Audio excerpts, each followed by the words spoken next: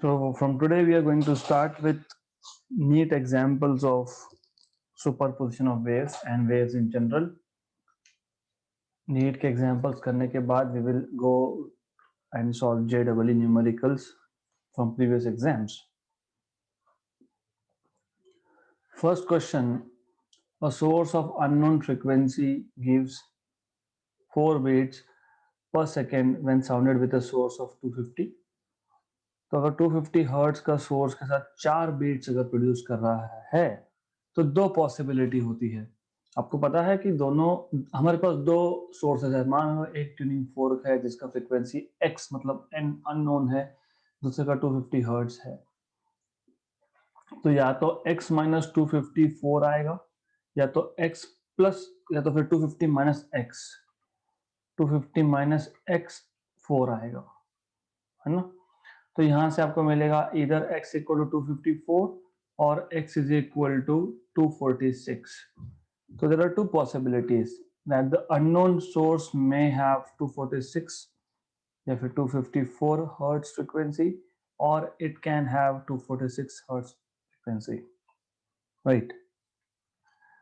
The second harmonic of the source of unknown frequency, second harmonic of the source of unknown frequency, आपको पता है अगर n fundamental है first harmonic है तो सेकंड 2n होता है, तो सेकंड हार्मोनिक मतलब 254 का डबल दैट इज 508 या फिर 246 का डबल दैट इज 492, राइट।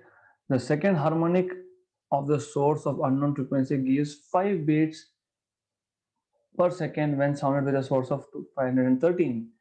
तो दूसरे सोर्स के साथ उसके 5 बीट्स होने चाहिए। तो you see you have 5 beats here and if you compare these two you have 21 beats, है ना। क्वेश्चन सॉल्व कैसे करना है ये हमको बताया है कि एक अननोन सोर्स है, वो एक नोन सोर्स ऑफ 250 हर्ट्ज के साथ 4 बीट्स प्रोड्यूस कर रहा है। तो दो पॉसिबिलिटी, या ये या तो ये।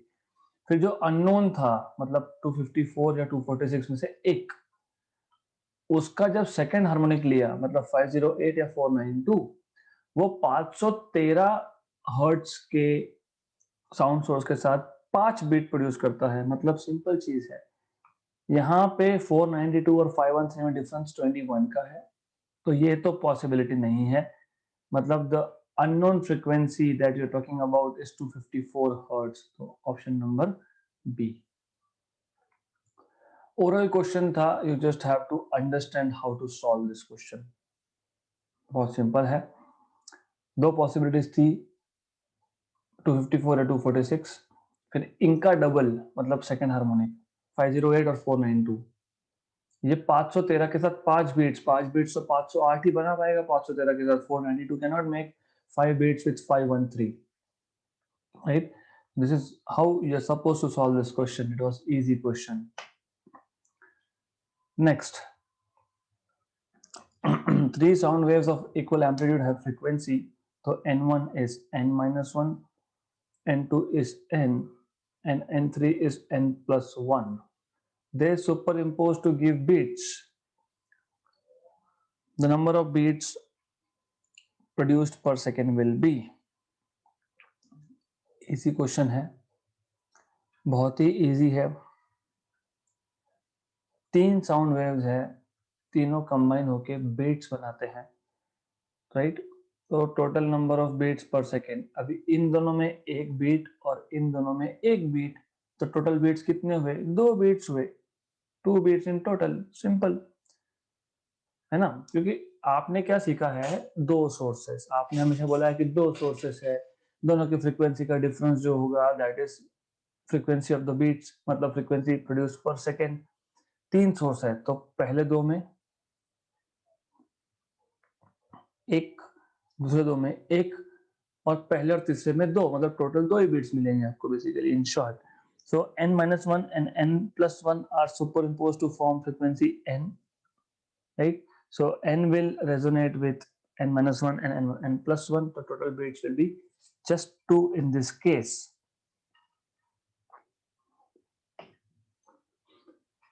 if we study the vibration of a pipe open at both the ends, the following statement is not true. Pressure change will be maximum at both ends.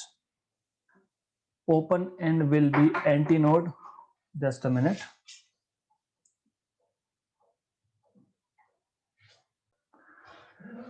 Odd harmonics of the fundamental frequency will be generated. All harmonics of the fundamental frequency will be generated. Question is very simple. देखो क्या है, pipe open at both ends, which is not true ऐसा बोला है. हमको पता है pipe open at both ends, एक तो दोनों एंड्स पे एंटीनोड बनेगा, मतलब बी स्टेटमेंट तो ट्रू है. Odd harmonics will be generated. Okay, तो you need to remember that for a pipe closed at one end and for a pipe open at one end, मतलब closed at one end and open at both ends, that is what I'm saying. हमारे पास दो type के pipe थे, closed at one end and open at both the ends, right? तो which one is the true statement here? तो उसके लिए पता होना चाहिए कि for a pipe closed at one end you have only odd harmonics. For pipe open at both the ends, all harmonics are present. Okay, so pressure change will be maximum at both the ends. Open end will be antinode. Odd harmonics of the fundamental frequency will be generated. All harmonics of the fundamental frequency will be generated. B और D तो true है ही, right? Odd harmonics of the fundamental frequency will be generated is actually not true. Option number C. Okay? तो ये आपको पता होना चाहिए. बहुत सारे बुक्स में आंसर गलत दिया हुआ है. They say pressure change will be maximum at both ends. Not true. This is what they are saying, but then C option is also not correct. Right? Oral theory question था. So such questions अगर options wrong है तो you get full marks anyways.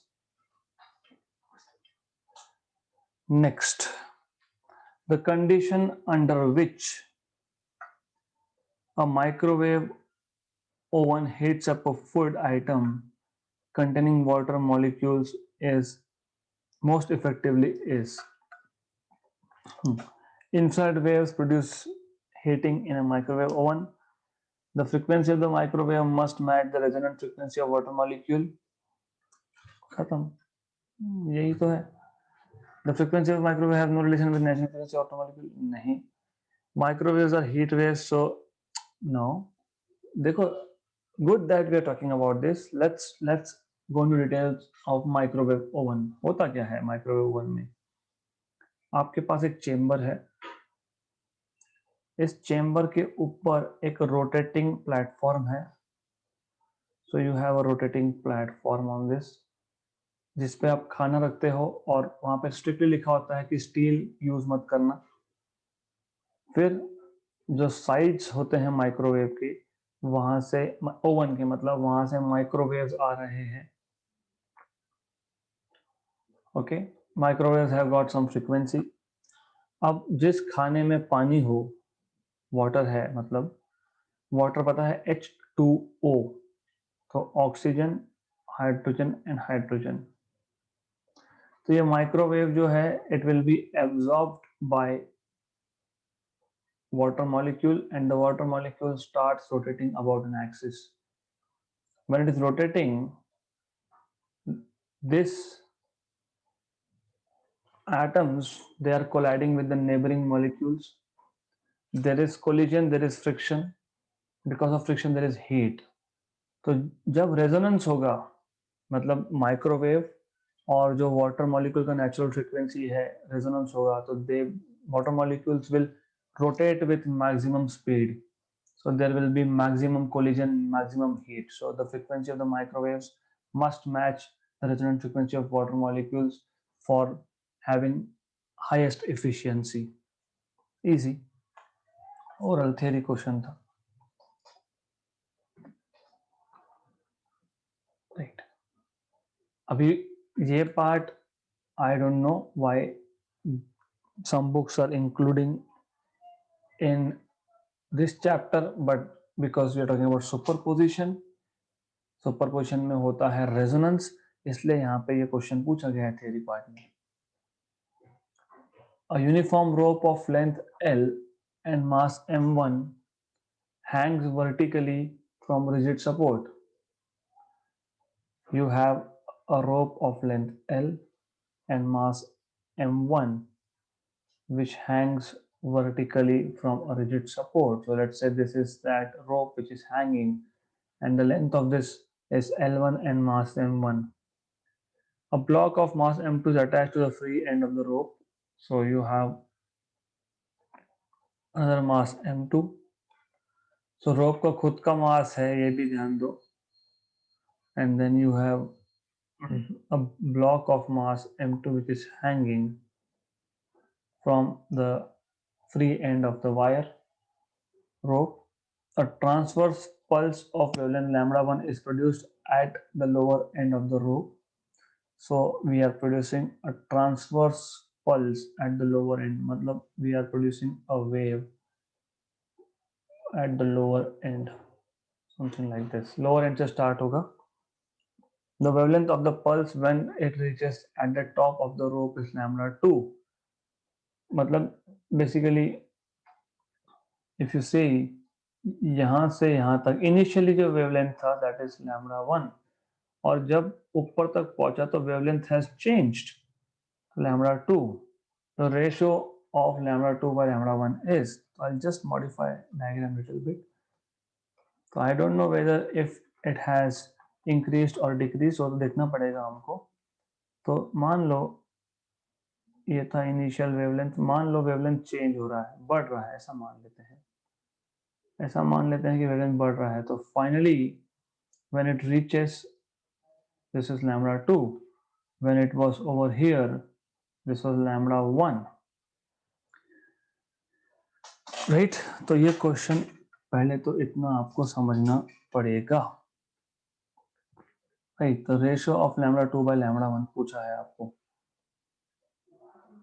So lambda 2 by lambda 1 कितना आएगा वो देखना पड़ेगा. How to solve this question? देखो, the idea is at the top, मतलब यहाँ पे पी पॉइंट पे जहाँ पे आपने इसको हैंग करके रखा है, eight the top. So eight the top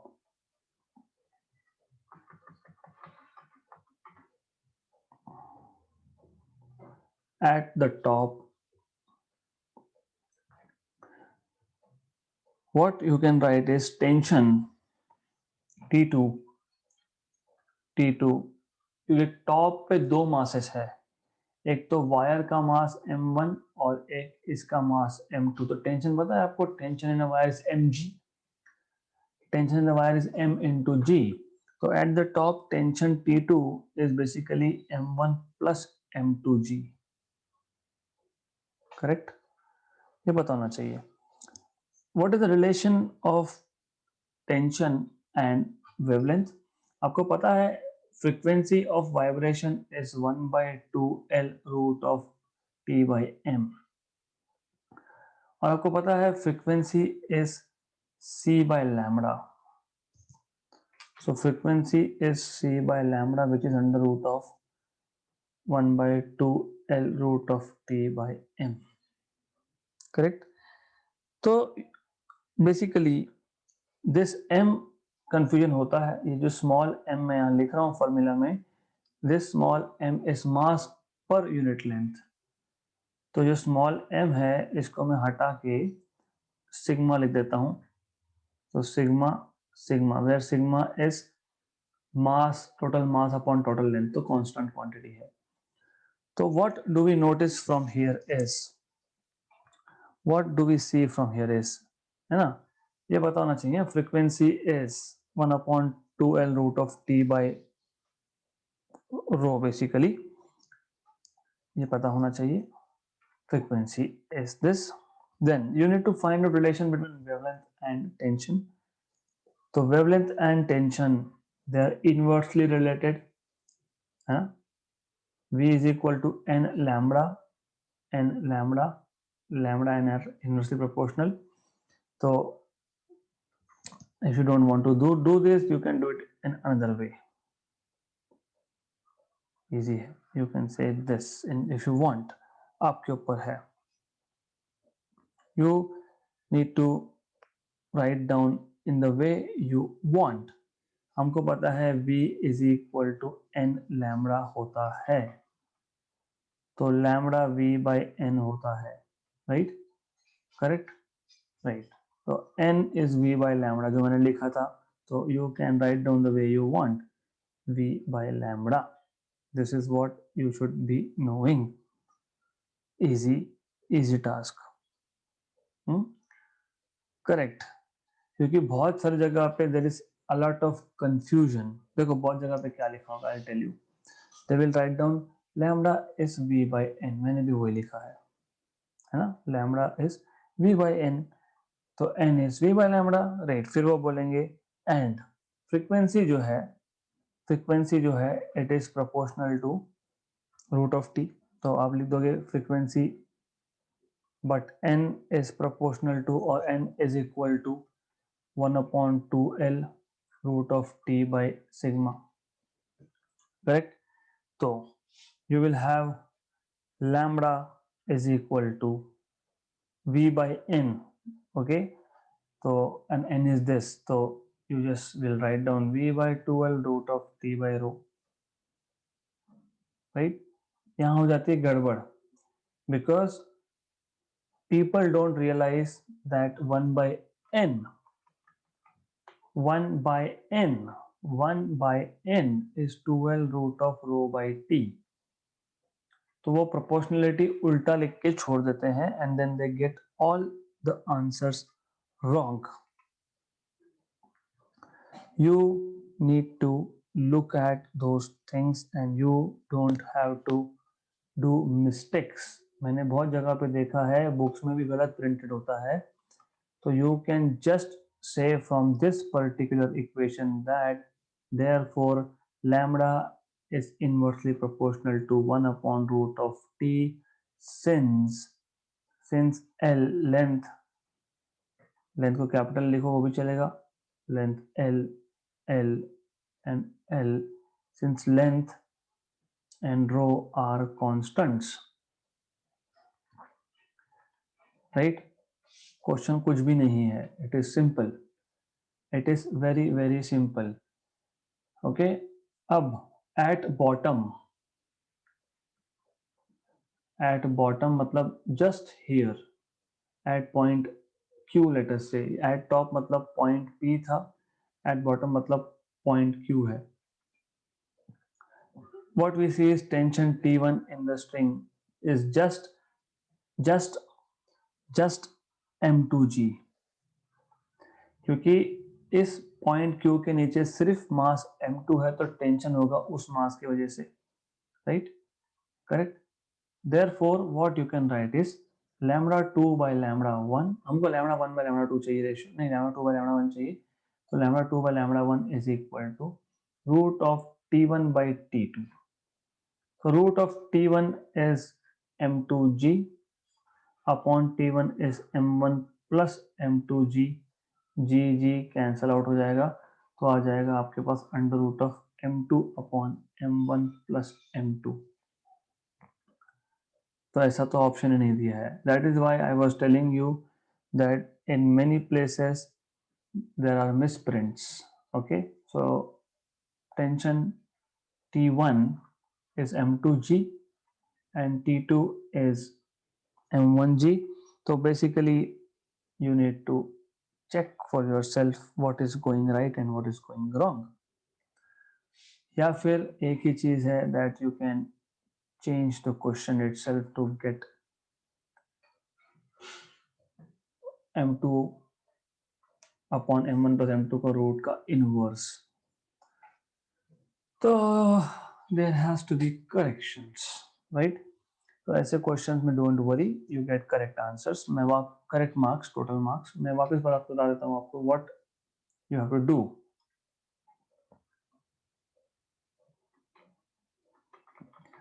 देखो ऐसा है, हमारे पास एक रस्सी है जिसका लेंथ L है, उसका मास, रस्सी का खुद का मास m1 है, उस पर नीचे एक मास m2 लगाया है, लेट अस से पॉइंट Q है ये। तो क्या होगा एट पॉइंट Q, क्या होगा एट पॉइंट Q? वेवलेंथ λ1 है, ठीक है।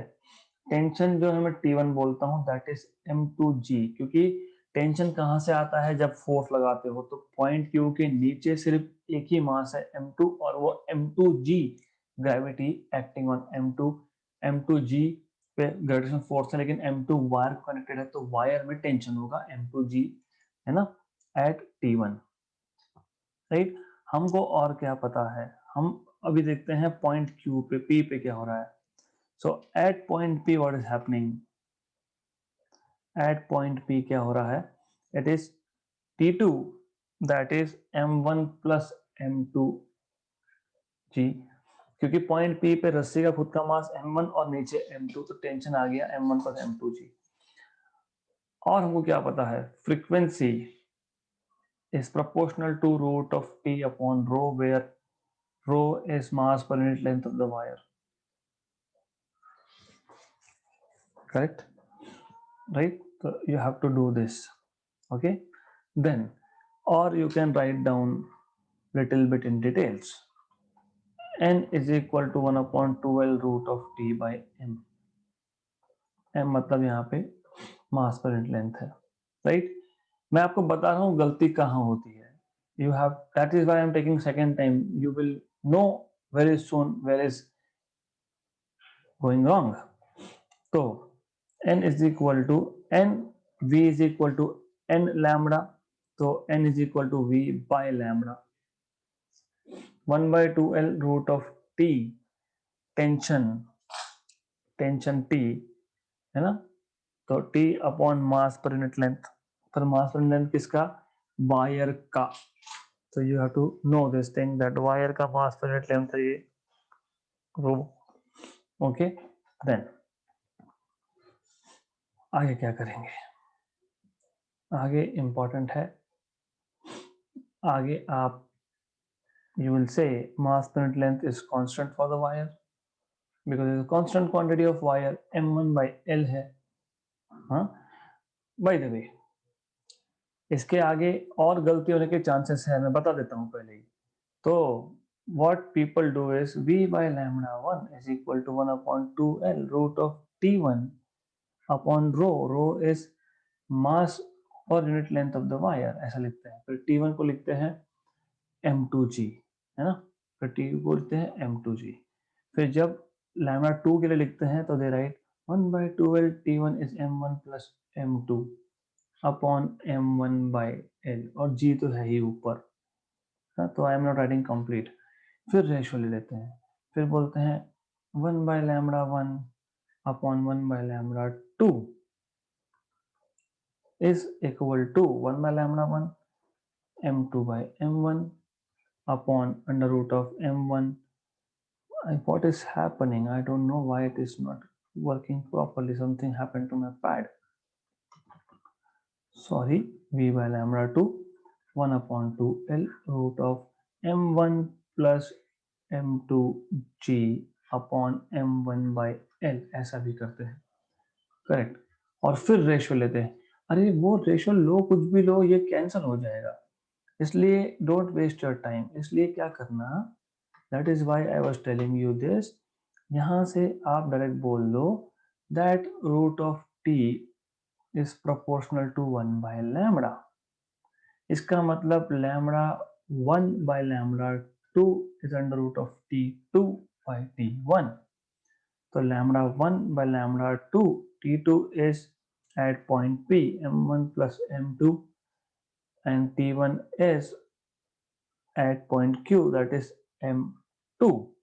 तो ऑप्शन नंबर बी है, इसका मतलब ये लैम्बडा 1 बाय लैम्बडा 2 पूछा है। Okay, so you have to understand this particular thing that many times the question is wrongly framed. बहुत इजी क्वेश्चन था रियलिटी में, क्योंकि अभी तक हमने जब भी स्ट्रिंग को वाइब्रेट करवाया था अंडर अजम्पशन दैट स्ट्रिंग का खुद का मास नहीं है, तो tension is only because of the extra mass m2 जो हमने लगा के रखा है, but in this case the rope itself has मास, तो वो ध्यान देना, बहुत इजी है। पी पॉइंट पे दो मासेस एक्ट हो रहे हैं, m1 वायर का और m2 नीचे, क्यू पॉइंट पे सिर्फ m2 एक्ट हो रहा है, that is what you have to understand. The length of wire between two ends of sonometer is 100 centimeter. What should be the position of two bridge below the wire so that the three segments of the wire have their fundamental frequency in the ratio? तो अगर आपको sonometer याद है तो ठीक, नहीं याद तो बता देता हूँ मैं आपको।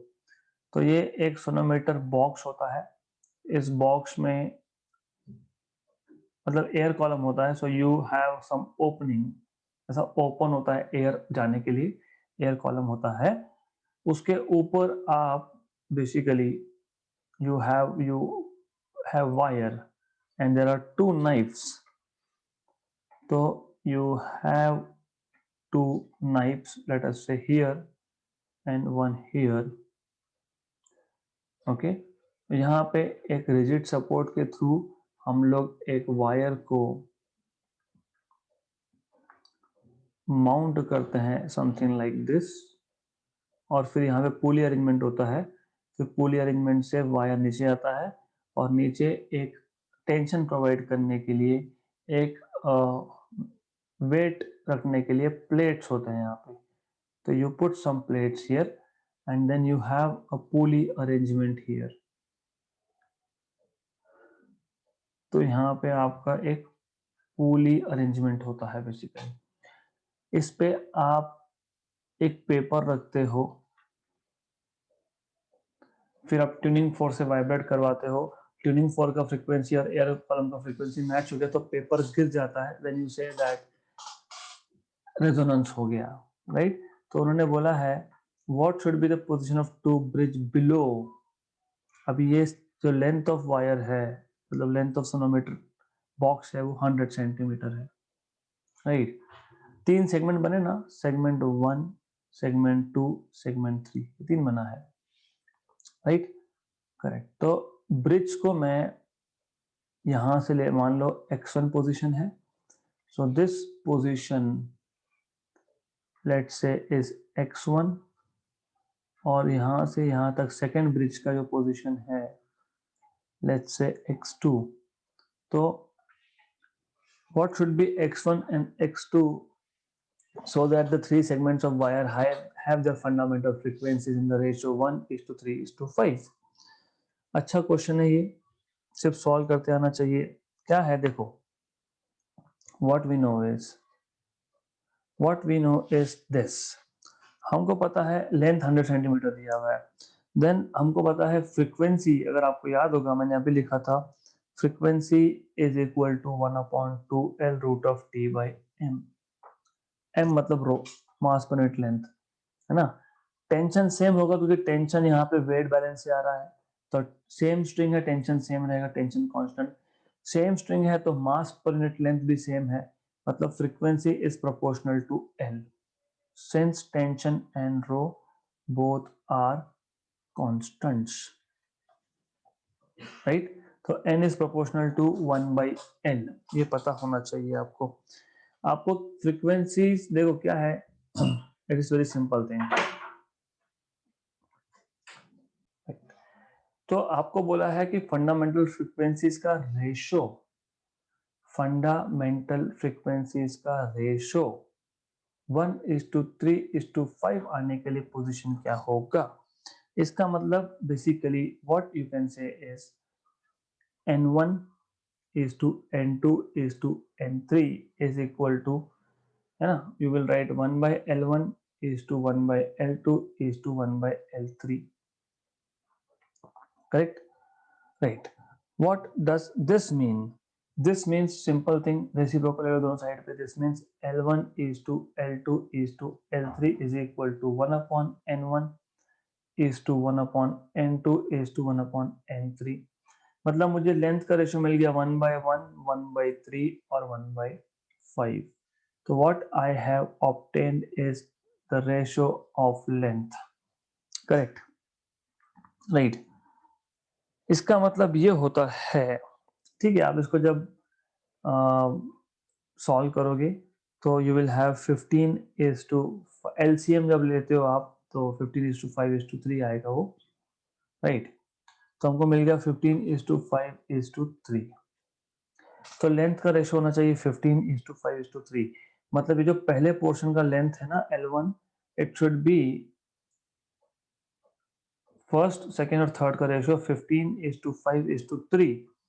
मतलब it should be, I mean you should know now, it should be how much, ये पता होना चाहिए आपको, अदरवाइज सॉल्व नहीं होगा, राइट. तो you should know कि हम लोग क्या करते हैं. How do you find this particular answer? तो हम लोग क्या करते हैं, हम लोग कॉमन फैक्टर यूज करते हैं, that is part of mathematics, but anyways I just tell you how to do it. तो ये जो आपके पास रेशियो आया इसको पहले तो ऐड कर लेना, राइट. करेक्ट. अब L1 लेंथ कैसे निकालोगी, तो ये जो फैक्टर है ना इसको मैं बोलता हूँ एक्स फैक्टर या फिर some factor F, some factor F. तो लेंथ L1 कैसे निकाला जाएगा, लेंथ L2 कैसे निकाला जाएगा, तो length L1 will be 15 into 100 by that factor F. This is something very basic, ये पता होना चाहिए आपको. This is easy. 15 into 100 by that factor F. So this is 1500 by 23. L2 मतलब ये L1 था, ये L2 था, ये L3 था. L2 is 5 into 100 by that factor F, मतलब 500 by 23, right. Similarly you can find out L3, जगह नहीं बची हमारे पास, तो L3 is क्या फैक्टर था उसका, 3. तो 3 into 100 by that factor F, मतलब 300 by F, राइट. ये हो गया. तो therefore the bridge should be placed where, और F की वैल्यू 23 है. तो ब्रिज कहाँ कहाँ होना चाहिए, एक तो 1500 by 23 पे. Why, how do find it out, हमको ये पोजीशन निकालनी है और हमको ये पोजीशन निकालनी है, राइट. करेक्ट. तो मैं मेजर कहाँ से कर रहा हूँ, O पॉइंट से. तो O पॉइंट से लेटर से A पॉइंट तक का डिस्टेंस तो पता ही है हमको. O से A डिस्टेंस कितना है पता है, L1, मतलब 1500 by 23, मतलब 1500 by 23 तो आना ही चाहिए, राइट. दूसरा O से B तक का पोजीशन, क्योंकि उन्होंने क्या पूछा है, where should the two knifes be placed, B तक का कैसे निकालोगे, तो L1 प्लस L2 करोगे, बहुत सिंपल है. तो we know that the position of first knife is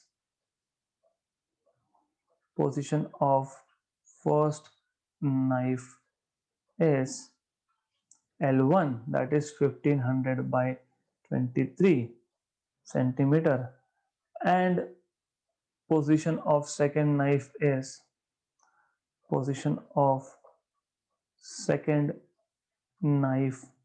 is L1 plus L2, that is 1500 by 23 plus दूसरा क्या था 500 by 23, that is 2000 by 23. तो 2000 by 23 है क्या, ऑप्शन नंबर डी, राइट. तो क्वेश्चन जो है ये बहुत इंटरेस्टिंग क्वेश्चन है और सिंपल है, प्रोवाइडेड यू नो बेसिक्स. तो बेसिक्स मतलब what I want to say by basics is that you know, just a minute,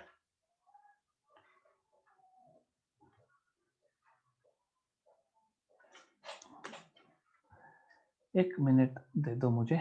We will just arrange few things because I want to have some space there to explain again.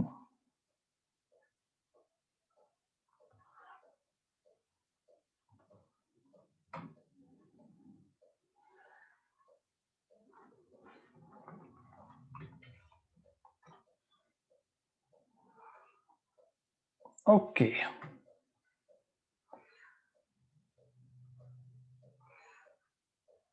All right. Now it is good. We are good now. तो sonometer क्या, पहले ये पता होना चाहिए. Sonometer एक box होता है, उसके अंदर एयर कॉलम होता है, उसके ऊपर दो नाइफ्स होते हैं, नाइफ्स के ऊपर वायर स्ट्रेच होता है, वो सीधा एक वेट पैड में जाता है जहां आप वेट डाल डाल के टेंशन इन द स्ट्रिंग बढ़ा सकते हो. सोनोमीटर वायर का लेंथ दिया हुआ 100 सेंटीमीटर. जैसे ही दो नाइफ लगाए आपने, 3 सेगमेंट बन गए, ओ ए बी एंड बी के आगे वाला तीसरा. राइट. तो ये जो 3 वायर है तीनों वाइब्रेट होगा. तो तीनों का वाइब्रेशन का फ्रीक्वेंसी है 1:3:5 रेशो होने के लिए. Yes, just a minute again. So आपको पहले सेगमेंट का, दूसरे सेगमेंट का, तीसरे सेगमेंट का जो फ्रीक्वेंसीज है उसका आपको रेशो दिया है 1:3:5.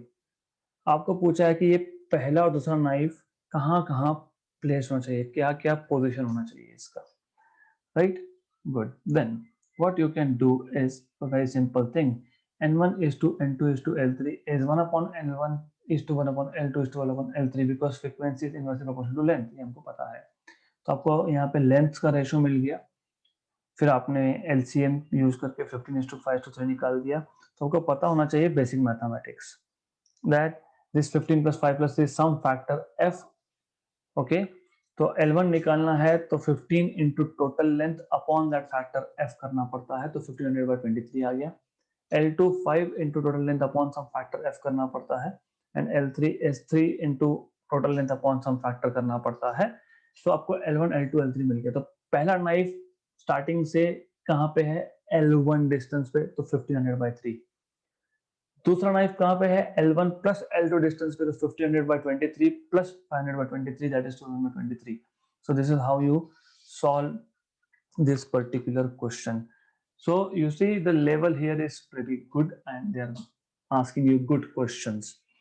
Okay, so we will continue with more questions in the next session.